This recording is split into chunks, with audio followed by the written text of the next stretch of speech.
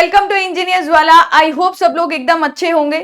अभी ये देखने को मिल रहा है कि आरआरबी जेई पर बहुत सारे स्टूडेंट्स टारगेट करना चाहते हैं, लेकिन उन्हें आइडिया नहीं है कि आरआरबी जेई एग्जाम के लिए हमारा सिलेबस क्या है। आरआरबी जेई एग्जाम जो इससे पहले कंडक्ट कराया गया था उसमें सब्जेक्ट वाइज वेटेज क्या रहा था, कौन से सब्जेक्ट्स का वेटेज हाईएस्ट था, और अगर आप तैयारी कर रहे हो तो किन सब्जेक्ट्स को आपको सबसे पहले प्रिपेयर करना चाहिए। तो मेरा नाम है सिमरन कपूर और आज के इस सेशन में जितने भी स्टूडेंट सिविल इंजीनियरिंग ब्रांच से हैं, मैं सिविल इंजीनियरिंग का कंप्लीट सिलेबस आप लोगों के साथ यहां डिस्कस करूंगी और उस कंप्लीट सिलेबस के साथ साथ कौन से सब्जेक्ट्स ऐसे हैं जो आपको सबसे पहले प्रिपेयर करने चाहिए, हम उसके बारे में भी डिटेल में डिस्कशन करेंगे। आरआरबी का सबको ही इंतजार है, तो आरआरबी एग्जाम पर जो भी आप में से टारगेट करना चाहते हैं, आप लोगों को उसका सबसे पहले एक बेसिक सिलेक्शन प्रोसीजर पता होना चाहिए।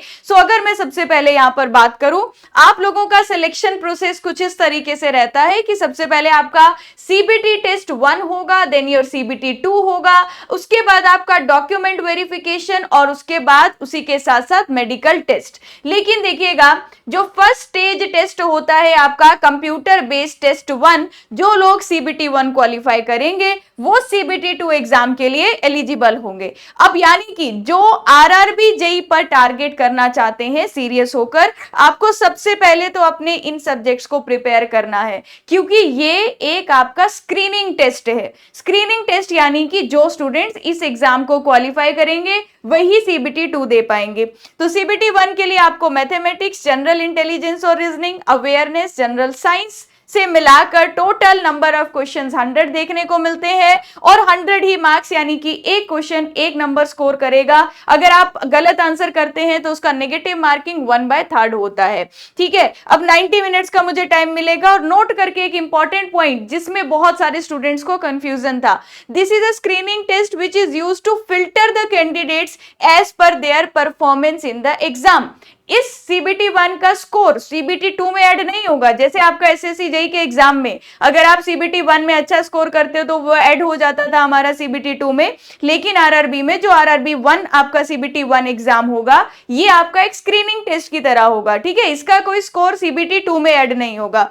इसके आगे नेक्स्ट इंपॉर्टेंट चीज देखिएगा, अगर आप 1 क्वालिफाई करते हो तो सीबीटी 2 में भी जनरल अवेयरनेस भी आ रही है, फिजिक्स केमिस्ट्री भी आ रही है, कंप्यूटर एप्लीकेशन के बेसिक्स भी आ रहे हैं, एनवायरमेंट एंड पॉल्यूशन बेसिक्स और साथ साथ टेक्निकल एबिलिटी, यानी कि 100 मार्क्स हमारे यहां पर टेक्निकल कवर करेगा। 100 नंबर ऑफ क्वेश्चंस है और 100 मार्क्स यहां पर कवर होंगे। तो टोटल अगर हम देखें 150 मार्क्स का हमारा सीबीटी 2 होगा, जिसको आपको सॉल्व करने के लिए 120 मिनट का यहां पर टाइम देखने को मिलेगा। अब यहां पर मैं बात करती हूं, अगर हमारे जो सीबीटी 2 में आपका सिलेबस है मैथमेटिक्स का, जिसमें आपको number system, decimal, LCM, HCF ये सब निकालना, ज्योमेट्री, ट्रिग्नोमेट्री, इन सब पर इंजीनियर्स वाला पर ऑलरेडी बेसिक में क्लासेस जो हैं वो चल भी रही हैं, तो आप इन सारे टॉपिक्स को साथ साथ प्रिपेयर करते रहिए। जनरल नॉलेज में current affair, Indian geography, polity, economy, ये सब आपसे पूछा जाएगा। इसके बाद बात करें रीजनिंग, आप में से बहुत सारे स्टूडेंट्स ने अभी एसएससी जेई का एग्जाम दिया भी था और एसएससी जेई एग्जाम में आपने ये प्रिपेयर जरूर किया होगा अपना रीजनिंग वाला पार्ट, तो आप वहां से भी जरूर आपको एक अच्छी हेल्प मिल जाएगी आरआरबी जेई एग्जाम में। तो आप देख सकते हैं यहां पर ये हमारा रीजनिंग का सिलेबस है। अब मैं यहां पर बात करती हूं फंडामेंटल ऑफ एनवायरनमेंट। अगर आप सिविल इंजीनियरिंग ब्रांच से हैं तो आपके पास ये पॉजिटिव पॉइंट है, क्योंकि आप एनवायरमेंटल इंजीनियरिंग एक अलग से सब्जेक्ट भी पढ़ते हो। तो यहां पर types of pollution, waste management, acid rain, basics of environment, तो कुछ आइडिया आपको सब्जेक्ट से भी देखने को मिल जाता है जो यहां पर हमारा कवर होगा बेसिक्स ऑफ एनवायरनमेंट में। कंप्यूटर का मुझे बेसिक पता होना चाहिए, कंप्यूटर, उसका आर्किटेक्चर, इनपुट डिवाइसेस क्या होती है, आउटपुट डिवाइसेस क्या होती है। और अब मैं बात करती हूं सबसे मेन यहां पर हमारे सीबीटी 2 के टेक्निकल सब्जेक्ट्स की। तो सीबीटी 2 के टेक्निकल सब्जेक्ट्स में हम बात करेंगे सबसे पहले कि हाईएस्ट वेटेज वाले सब्जेक्ट्स कौन से हैं। अगर आप आरआरबी के लिए प्रिपेयर कर रहे हो, सीबीटी 1 के लिए आपकी अच्छी तैयारी चल रही है, रिवीजन चल रही है, तो सीबीटी 2 में टेक्निकल तो आपको रिवाइज करना पड़ेगा। कहां से, किन सब्जेक्ट्स को सबसे पहले आप लोग रिवाइज करो। देखिएगा, यहां पर अगर मैं बात करूं टेक्निकल सब्जेक्ट्स में, आप देखिएगा एनवायरमेंटल इंजीनियरिंग का वेटेज जो रहा, ये हम देख रहे हैं जो इससे पहले आरआरबी जेईई का एग्जाम हुआ था उसमें सब्जेक्ट्स का वेटेज क्या रहा था, उस बेसिस पर अभी हम बात कर रहे हैं। तो एनवायरमेंटल इंजीनियरिंग आपका जो 2019 के एग्जाम में 10 मार्क्स का एवरेज पूछा गया था, concrete plus RCC 8 plus 7 marks, और यहां पर भी बिल्डिंग मटेरियल एंड कंस्ट्रक्शन, जैसा कि आपका एसएससी जेईई में हाईएस्ट वेटेज वाला ये सब्जेक्ट है, यहां पर भी हाईएस्ट वेटेज वाला सब्जेक्ट 8 प्लस 15 मार्क्स। ठीक है, तो यानी कि अगर आप टेक्निकल की बात करें, आपको बिल्डिंग मटेरियल एंड कंस्ट्रक्शन सबसे पहले प्रिपेयर करना चाहिए, कंक्रीट और आरसीसी का आपका हाईएस्ट स्कोर देखने को मिल रहा है, एनवायरमेंटल इंजीनियरिंग आपका 10 मार्क्स का है, जियोटेक्निकल इंजीनियरिंग आपका 8 मार्क्स का है, और स्ट्रेंथ ऑफ मटेरियल आपका 8 मार्क्स का। तो ये था कि 2019 में क्या पूछा गया था। अगर हम उस चीज को सामने ध्यान में रखकर चले और आप अपने एक सब्जेक्ट को एक प्रायोरिटी लिस्ट देना चाहते हैं, तो सबसे पहले तैयारी करना स्टार्ट करिए बिल्डिंग मटेरियल कंस्ट्रक्शन आरसीसी वाले सब्जेक्ट से। जियोटेक्निकल आपका एक अच्छा वेटेज रखता है एसएससी जेईई में भी, आरआरबी जेईई में भी, तो जियोटेक्निकल सब्जेक्ट आपको अच्छे से प्रिपेयर करना है, और इसका वेटेज वैसे भी अब एसएससी जेईई एग्जाम में भी बढ़ गया है। तो आप अगर अपनी तैयारी शुरू करें तो सबसे पहले आप टारगेट इन सब्जेक्ट्स पर करें। अगर आप स्ट्रेंथ ऑफ मटेरियल पहले कवर कर लेते हो तो आने वाले कुछ सब्जेक्ट्स के बेसिक कॉन्सेप्ट आपको यहीं से क्लियर हो जाएंगे, तो आप इन सब्जेक्ट्स को सबसे पहले प्रिपेयर करो। आप देख लीजिएगा आपका एवरेज 65 से 70 मार्क्स तक तो इन्हीं सब्जेक्ट से ही कवर हो रहा था 2019 में। लेकिन हाँ, इस बार हम नहीं कह सकते कि यार पैटर्न नहीं बदलेगा, पैटर्न चेंज हो सकता है, लेकिन पैटर्न चेंज होगा भी तब भी इन सब्जेक्ट का वेटेज ऐसा तो नहीं होगा कि सॉइल से 2 क्वेश्चन आ गए, 8 की बजाय वो 2 हो जाएगा, नहीं, 8 की बजाय वो 6 मार्क्स हो सकता है। तो यानी कि मैं सबसे पहले इन मेजर सब्जेक्ट्स पर टारगेट कर सकती हूं कि मैं हाईएस्ट जो वेटेज वाले सब्जेक्ट्स है उनको कवर करूं।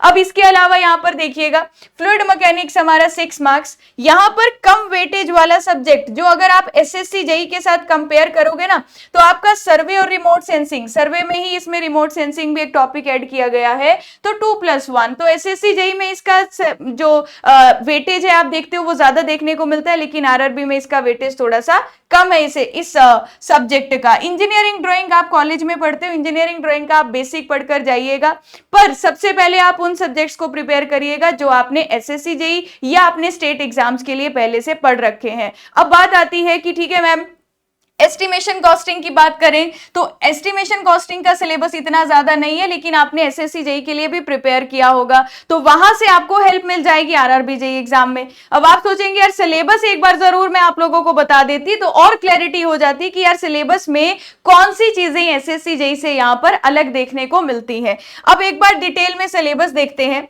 देखिएगा इंजीनियरिंग मैकेनिक्स है और हर एक टॉपिक सामने साफ साफ मेंशन किया गया है कि फोर्स में resolution of force, movement of force, force system, equilibrium, ये सब टॉपिक्स भी आपको आगे साफ साफ लिखे गए हैं कि इन टॉपिक्स में आपको क्या क्या पढ़ना है। बिल्डिंग का अगर देखो, बिल्डिंग कंस्ट्रक्शन में सबसे पहले बिल्डिंग कंपोनेंट्स लिखे गए हैं। अब बिल्डिंग कंपोनेंट्स में आपको यहां पर कंस्ट्रक्शन ऑफ सब स्ट्रक्चर, कि सब स्ट्रक्चर का जो कंस्ट्रक्शन है वो अलग से मेंशन है, कंस्ट्रक्शन ऑफ सुपर स्ट्रक्चर जिसमें आपका composite masonry wall, block masonry, stone masonry, ये सब अलग से मेंशन है। अब बिल्डिंग फिनिशेस में फ्लोर, वॉल्स, ये अलग से मेंशन है, और बिल्डिंग मेंटेनेंस, यानी कि आप देखोगे बिल्डिंग कंस्ट्रक्शन, फिर बिल्डिंग मटेरियल्स, फिर उसी में ही आपका सुपर स्ट्रक्चर और सब स्ट्रक्चर का पार्ट अलग से दिया है, फिर बिल्डिंग का मेंटेनेंस का पार्ट अलग से मेंशन किया गया है, फिर आता है बिल्डिंग ड्राइंग जो आप लोगों ने कॉलेज में पढ़ी होगी, उसका जरूर बेसिक आप पढ़कर जाइएगा, और बेसिक भी क्या पढ़ना है वो सिलेबस यहाँ पर साफ साफ मेंशन है। ठीक है, अब मैं फिर भी ये बोलूंगी कि जो आपने एसएससी जेईई या स्टेट एग्जाम्स के लिए सब्जेक्ट्स प्रिपेयर कर रहे हैं, सबसे पहले आप उनको पढ़ना शुरू करना। कॉन्क्रीट टेक्नोलॉजी भी आपने पढ़ा होगा, testing of concrete, quality of concrete, yes, तो वही टॉपिक्स यहां पर मेंशन है। अब सर्वेइंग की अगर मैं बात करूं, सर्वेइंग का हमारा मैक्सिमम सिलेबस आपका एसएससी जेई के जैसा ही है, बस कुछ टॉपिक्स यहाँ पर एरियल सर्वे अलग देखने को मिल जाते हैं, वहां पर एरियल सर्वे आपको अलग से देखने को नहीं मिलता है। बाकी अगर आपको लगे यार देखने में बहुत बड़ा लग रहा है, तो ऐसा नहीं है, ये सब टॉपिक साथ में लिखे हैं तो सिलेबस बड़ा लग रहा है। कुछ टॉपिक्स यहाँ पर एक्स्ट्रा देखने को मिलेंगे, पर देखिएगा एक्स्ट्रा टॉपिक्स को छोड़कर पहले उतना तो अच्छे से प्रिपेयर कर लीजिए जितना आपने एसएससी जेई के लिए भी पढ़ा है, ठीक है। अब यहाँ पर आगे बात करते हैं कैड। कैड का आपको एक बेसिक आइडिया होना चाहिए। कैड से कोई ज्यादा क्वेश्चंस 2019 में नहीं पूछे गए, तो इसको हम लोग बाद के लिए भी रख सकते हैं।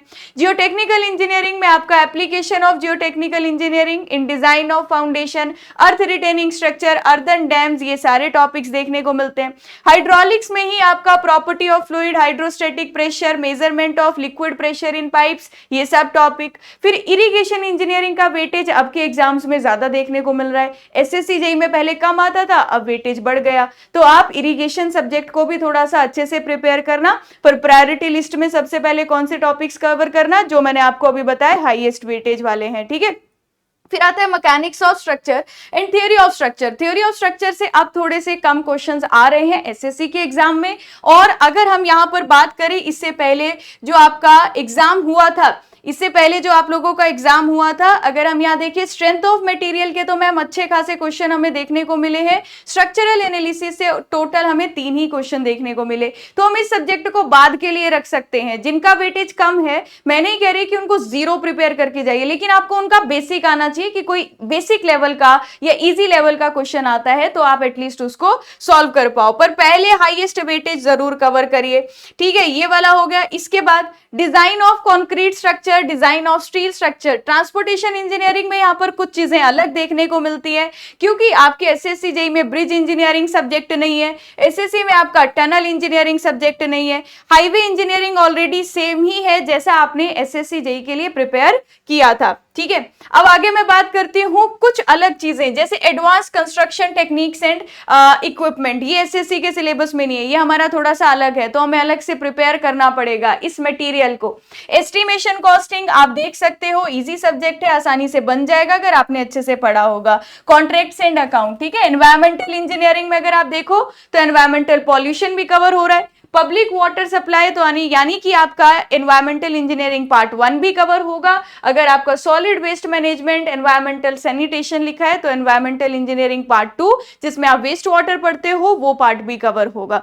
तो बेसिकली बात ये है कि हमने बहुत सारे ऐसे टॉपिक्स मैंने अभी आपको यहाँ बताए जो एसएससी जेई में भी आते हैं, तो पहले आप उनको प्रिपेयर करो, उनके क्वेश्चन सॉल्व करो कि वहां से जो सवाल आए वो आप उससे छोड़ो ना। अब जिन स्टूडेंट्स को ये टेंशन है कि यार अब हम ये एक्स्ट्रा टॉपिक्स कहां से प्रिपेयर करें, पहले वो टॉपिक प्रिपेयर कर लो जो आपने ऑलरेडी किसी ना किसी एग्जाम के लिए पढ़े हैं। अब उसके बाद आप इन एक्स्ट्रा टॉपिक्स पर जाइए और इनके टॉपिक्स को सर्च कर सकते हो। अदरवाइज ऑलरेडी बैचेस भी चल रहे हैं हमारे पीडब्ल्यू पर। अगर आप चेक करेंगे तो आरआरबी की जो बैचेस है उसमें ये कंप्लीट सिलेबस आपको देखने को मिलेगा, अलग से आपको ढूंढना नहीं पड़ेगा, बस इससे आपका थोड़ा सा टाइम यहाँ पर बच जाएगा। बाकी आप अपने एंड से अगर प्रिपेयर कर रहे हो, सेल्फ स्टडी कर रहे हो, तो मैं ये कहूंगी कि सबसे पहले आप प्रिपेयर करना स्टार्ट करिए, रिवीजन करना स्टार्ट करिए concrete, RCC, building material and construction, इसके अलावा strength of material, geotechnical engineering, environmental engineering और एस्टिमेशन कॉस्टिंग।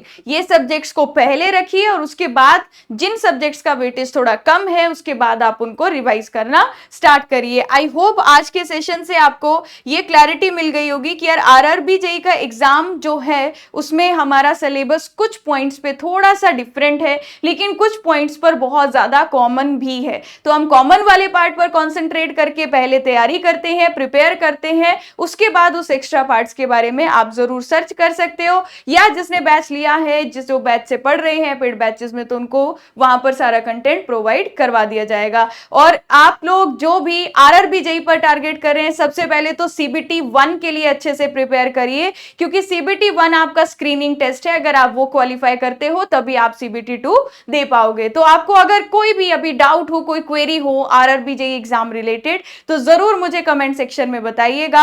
ऐसे ही मिलेंगे हम किसी अनदर इंफॉर्मेशन वाले सेशन में। तो आज के सेशन को एंड करती हूं। Thank you everyone and all the very best आप सभी को आपकी प्रिपरेशन के लिए।